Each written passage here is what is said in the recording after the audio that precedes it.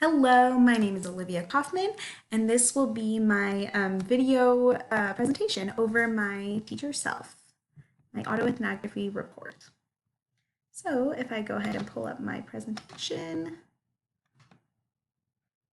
basically, throughout the course of this study, I have looked into a few different points in my life where I was in school, where I was affected by teachers, or where I was being the teacher myself.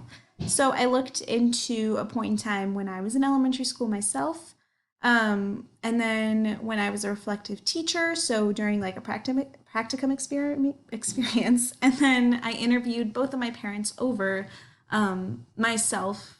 I asked them questions about myself when I was in elementary school. So overall, this was a really, really good study, kind of just showing what my life has kind of been about. And that has been a huge impact towards why I became a teacher or why I started becoming a teacher.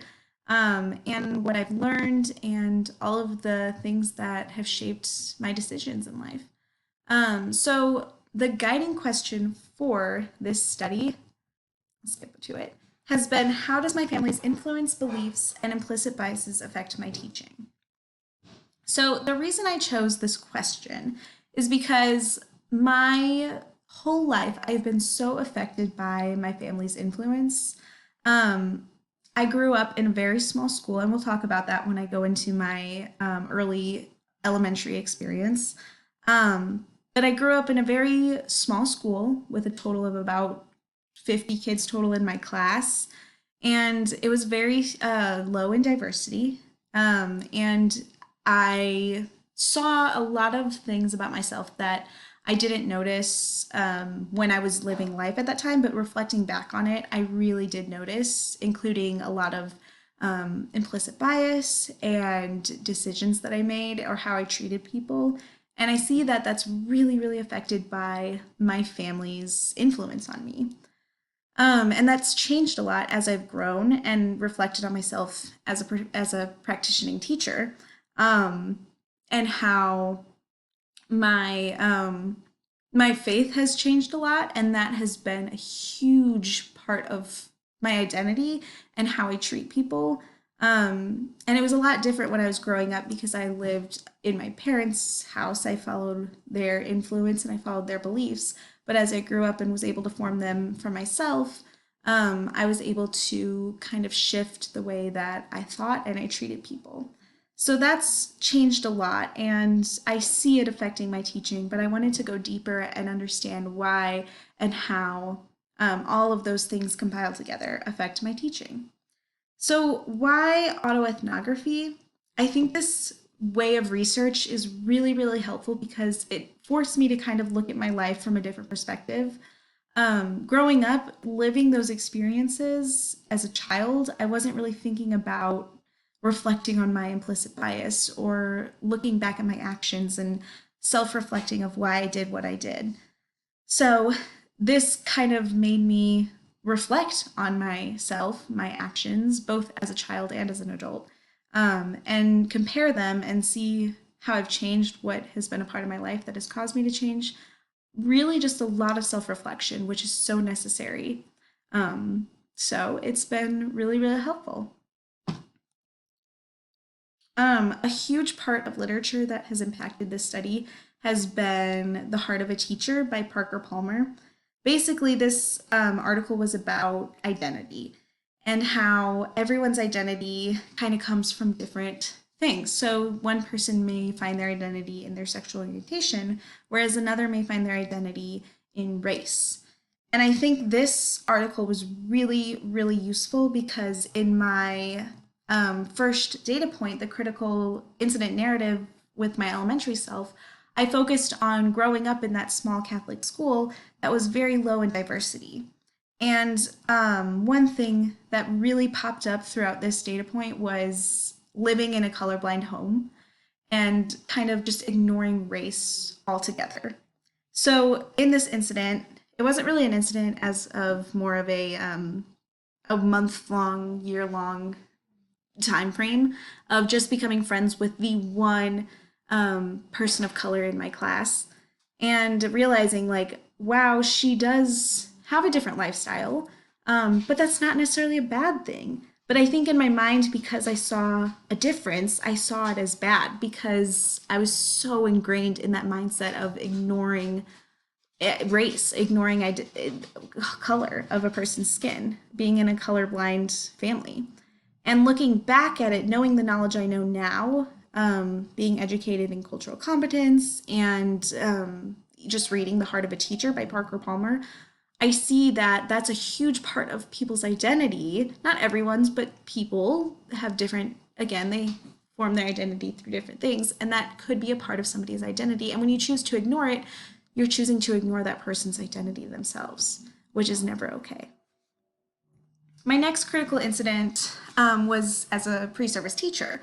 And this was when I was in a practicum. I worked with a little boy with special needs, and he was not getting a math lesson at all. So I decided to kind of just shift away from what my teacher, my observation teacher, was doing. And I kind of just found something that worked for him.